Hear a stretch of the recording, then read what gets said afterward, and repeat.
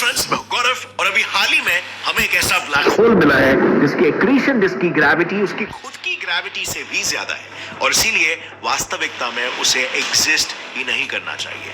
पर MS0735 कहा जाने वाला ये ब्लैक होल करंटली एग्जिस्ट भी कर रहा है और वो इतना बड़ा हो चुका है कि उसके जेट्स ने पूरे 7 मिल्की वेज समा जाए इतने बड़े बड़े 2 बुलबुले यानी बबल्स क्रिएट कर लिए हैं। क्या हुआ? शॉक्ड?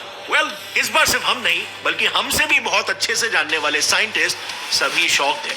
दरअसल अभी पिछले साल एस्ट्रोनॉमर्स हमेशा की तरह जब स्पेस में मौजूद cosmic microwave background radiation CMBR को स्टडी कर रहे थे, तब उन्हें पृथ्वी से करीब 2.6 बिलियन लाइट ईयर्स दूर कैमेलोपर्डालिस कॉन्स्टेलेशन की दिशा में कुछ अनयूजुअल सा देखा। उन्होंने देखा कि वहां एक अजीब सा वॉइड यानी कि एक एम्प्टी स्पेस का एरिया है जो जरूरत से ज्यादा बड़ा है, पर यहाँ पर ऐसी कोई चीज दिखाई नहीं दे रही थी जो इसे क्रिएट कर सके। सो आखिर इस वॉइड को किसने क्रिएट किया था? वेल, यही सवाल एस्ट्रोनॉमर्स को दिन रात खाने लगा और इसीलिए उन्होंने उस वॉइड को माइक्रोवेव के अलावा इलेक्ट्रोमैग्नेटिक स्पेक्ट्रम के अन्य वेवलेंथ्स पर भी ऑब्जर्व करना शुरू किया। एंड गेस व्हाट, उन्हें वहां पर क्या दिखा होगा? स्पेक्ट्रम के एक्सरे रीजन में उनके पास कुछ ऐसी तस्वीरें थी जो सरप्राइजिंगली हमारे मिल्की वे के Sagittarius A supermassive black hole से मेल खा रही थी। So what does this mean? क्या ये भी एक सुपरमैसिव ब्लैक होल तो नहीं? ये एक SMBH कैसे हो सकता है? एक SMBH तो usually high energetic gamma rays emit करता है, राइट? जबकि यहाँ जैसा मैंने कहा ये लो एनर्जी एक्स रेज को एमिट कर रहा था। सो क्या चीज वहां पर मौजूद है जिसे हम ब्लैक होल कह रहे हैं? उससे भी बड़ा सवाल तो ये था कि क्या हमें इसे ब्लैक होल कहना भी चाहिए? कहीं ऐसा तो नहीं है कि इसने भी अपने मास की थियोरेटिकल लिमिट को क्रॉस करके किसी नए अननोन ऑब्जेक्ट में अपने आप को बदल लिया हो? आफ्टर ऑल इस ब्रह्मांड के ऑलमोस्ट सभी ऑब्जेक्ट्स, इसकी प्लैनेट्स, गैस जायंट्स और स्टार्स ऐसा करते हैं। I mean, आज से करीब 28 इयर्स पहले साल 1995 में भी जब एस्ट्रोनॉमर्स को एक ऐसा प्लैनेट मिला था जिसने अपनी थियोरेटिकल मास की लिमिट क्रॉस की थी, तो उन्होंने ये देखा कि अब वो प्लैनेट ना प्रॉपर प्लैनेट था और ना ही प्रॉपर स्टार, वो बस बीच में ही कहीं पर फंस चुका था। दरअसल हुआ यूं कि उन दिनों एस्ट्रोनॉमर्स जब स्पेस को स्टडी कर रहे थे तब उन्हें जुपिटर से भारी एक सेलेस्टियल ऑब्जेक्ट मिला था। पहले तो सभी को जुपिटर जैसा ही एक हाइड्रोजन से बना हुआ गैस जायंट समझ में आ रहा था, बट देन उनकी नजर उससे आते आते लाइट स्पेक्ट्रम पर पड़ी और पता चला कि उस ऑब्जेक्ट में हाइड्रोजन से बनी ब्राउन सतह के नीचे हाइड्रोजन के हेवियर आइसोटोप ड्यूटेरियम का न्यूक्लियर फ्यूजन हो रहा था। फिर क्या था? एस्ट्रोनॉमर्स ने इस ऑब्जेक्ट को नाम दिया ब्राउन डॉर्फ और फिर कई थियरीज और कैलकुलेशंस की मदद से ये पता चला कि किसी भी प्लैनेट को ब्राउन डॉर्फ में तब्दील होने के लिए सिर्फ 13 जुपिटर्स जितना ही मास की जरूरत होती है। उसके बाद हाइड्रोजन भले ही न्यूक्लियर फ्यूजन स्टार्ट ना करे, ड्यूटेरियम के हेवियर एटम्स अपने इंटेंस ग्रेविटेशनल पुल के तले कम प्रेशर में भी फ्यूज होने लगते हैं। यानी कि ये हुई प्लैनेट्स की एक्चुअल फिजिकल थियोरेटिकल लिमिट और इसे क्रॉस करते ही हमारे सामने एक ऐसा ऑब्जेक्ट तैयार हो जाता है जिसमें किसी स्टार की तरह न्यूक्लियर फ्यूजन किक स्टार्ट हो चुका होता है, पर बाहर से वो अभी भी हाइड्रोजन से बना हुआ एक ब्राउन गैस जायंट नजर आता है, until of course उसकी theoretical limit भी रीच ना हो जाए। एंड यस, आप सही सोच रहे हो, अगर ये ब्राउन डॉर्फ्स अब और भी ज्यादा मास गेन करने लगते हैं और उसके बाद उनके हाइड्रोजन एटम्स में भी फ्यूजन शुरू हो जाता है, तो बस फिर वो बन जाती है उनकी लिमिट। इसके बाद वो ऑफिशियली एक स्टार कहलाते हैं। नाउ थियोरेटिकली क्योंकि ऐसे कंडीशन सिर्फ 80 जुपिटर्स जितना मास गेन करने के बाद से ही पैदा होते हैं, सो ये वैल्यू कहलाई जाती है ब्राउन डॉर्फ्स की थियोरेटिकल लिमिट। एंड नेक्स्ट अगर हम बात करें स्टार्स की, As we all know, सिर्फ हमारे गैलेक्सी में ही एटलीस्ट 100 बिलियन स्टार्स मौजूद है और इंटरेस्टिंगली इतने सारे स्टार्स होने के बावजूद भी अब तक का सबसे मैसिव स्टार UY स्कूटी हमारे सन से सिर्फ 30 टाइम्स ही बड़ा है। तो क्या ये स्टार्स की थियोरेटिकल लिमिट है? Well, not really.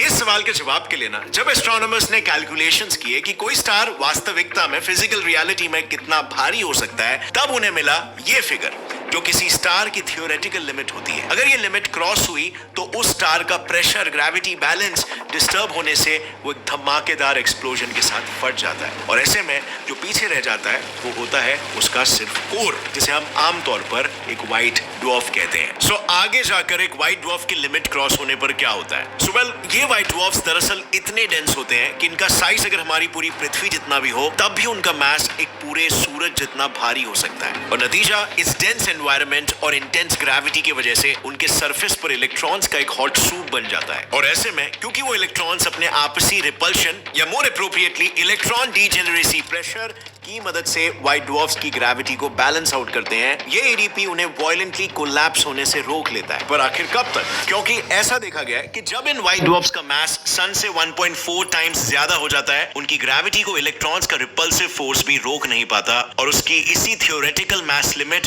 को क्रॉस करके वो एक न्यूट्रॉन स्टार में बदल जाता है। यानी कि एक ऐसे ऑब्जेक्ट में जो एक ऑलरेडी डेंस ऑब्जेक्ट को और ज्यादा स्क्वीज करने से बनता है। एंड नाउ एनी गेसेस की इसकी थियोरेटिकल लिमिट क्या होती होगी और उसके बाद ये किस में तब्दील होता होगा? अब आई नो आपको एटलीस्ट एक का तो आंसर पता ही है कि किस में तब्दील होता है। जी हाँ, ब्लैक होल में। और बात ये है ना कि ये न्यूट्रॉन स्टार्स इतने डेंस होते हैं कि उनका सिर्फ 1 टीस्पून मैटर भी पूरे माउंट एवरेस्ट जितना भारी होता है। और ऐसा इसीलिए क्योंकि इनकी ग्रेविटी सिर्फ इतनी स्ट्रांग नहीं होती कि इलेक्ट्रॉन्स एक दूसरे के पास आए, वो इतनी स्ट्रांग होती है कि वो इलेक्ट्रॉन्स को सीधा न्यूक्लियस के अंदर ही घुसा देता है। इनफैक्ट आप मानोगे नहीं, इस सब के बीच वो इकलौती चीज जो इस न्यूट्रॉन स्टार को सिंगुलैरिटी में कोलैप्स होने से रोकती है, वो होती है उसके न्यूक्लियस में मौजूद न्यूट्रॉन्स का न्यूट्रॉन डीजेनरेसी प्रेशर। अब इसको एकदम सिंपल भाषा में समझते हैं। जिस तरह 2 बॉल्स एक ही जगह में फिट नहीं हो सकते क्योंकि उनका स्ट्रक्चर उस कंप्रेशन को अपोज करता है, बस उसी तरह से 2 न्यूट्रॉन्स भी एक ही जगह पर फिट नहीं हो सकते और वो ग्रेविटी को अपोज करते हैं। यानी अगर समराइज करें तो यहाँ पर ग्रेविटी की जीत के लिए एनडीपी का हारना बहुत ही जरूरी होता है और उसके लिए किसी भी न्यूट्रॉन स्टार का एटलीस्ट 3 सूरज जितना भारी होना जरूरी हो जाता है ताकि उसकी ग्रेविटी इतनी स्ट्रांग हो सके। एक बार इस थियोरेटिकल लिमिट को न्यूट्रॉन स्टार ने रीच कर लिया तो बस फिर उसमें मौजूद न्यूट्रॉन्स भी उसके कोलैप्स को रोक नहीं पाएंगे और वो बन जाएगा एक ब्लैक होल। अब बात करते हैं सभी के फेवरेट ऑब्जेक्ट ब्लैक होल्स की। इसके आगे मास गेन करने पर और क्या ही रोक लग सकती है, राइट? पर अब जरा 1 मिनट रुको और सोचो, कोई भी न्यूट्रॉन स्टार ब्लैक होल बनने के बाद बस एक ही काम करता है, अपने एक्रीशन डिस्क की मदद से खुद का मास बढ़ाना। पर ऐसे में थियोरेटिकल कैलकुलेशंस कहते हैं कि जैसे जैसे ब्लैक होल्स का मास बढ़ता है वैसे वैसे उनकी एक्रीशन डिस्क का मास भी बढ़ता है और जब ब्लैक होल का मास सन से करीब 50 बिलियन टाइम ज्यादा हो जाता है तब उस पॉइंट पर उनकी एक्रीशन डिस्क उन ब्लैक होल्स जितनी ही भारी हो जाती है और नतीजा ब्लैक होल के साथ साथ वो भी अपने वजन के तले, अपनी ग्रेविटी के तले कोलैप्स हो जाता है और ब्लैक होल का फीडिंग मैकेनिज्म एकदम से ठप पड़ जाता है। In short 50 billion solar masses से ज्यादा massive black holes technically exist ही नहीं करने चाहिए और अगर वो कर रहे हैं तो वो बेसिकली एक एनोमली है,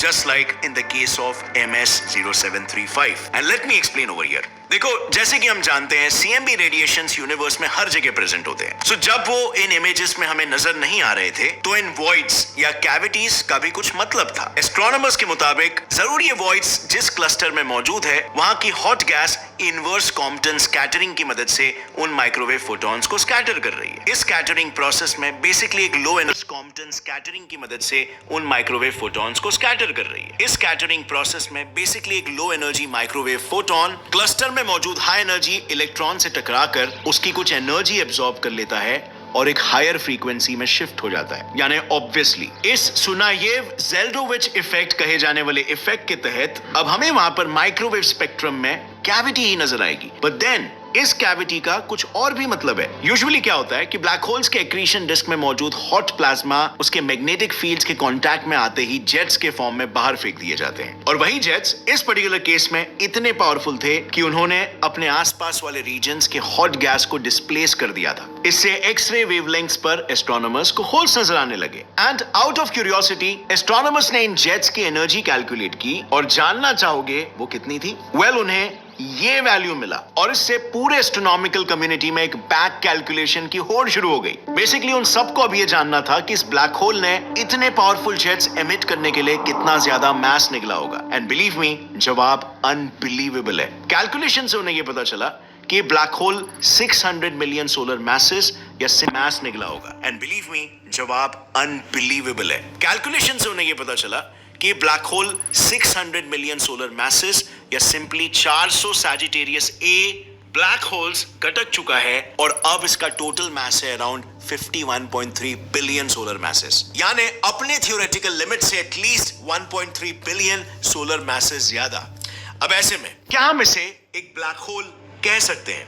वेल वो तो वक्त ही बताएगा, बट फिलहाल के लिए हमारी पृथ्वी के बगल में जो मॉन्स्टर ब्लैक होल मिला है ना, वो एस्ट्रोनॉमर्स के लिए एक बहुत ही बड़ा कंसर्न हो चुका है। अगर आपको जानना है कि वो ब्लैक होल पृथ्वी को नुकसान कैसे पहुंचा सकता है या पहुंचा भी सकता है कि नहीं, तो यहां पर इस वीडियो पर क्लिक करके आप उस डिटेल्ड एक्सप्लेनेशन को देख सकते हो।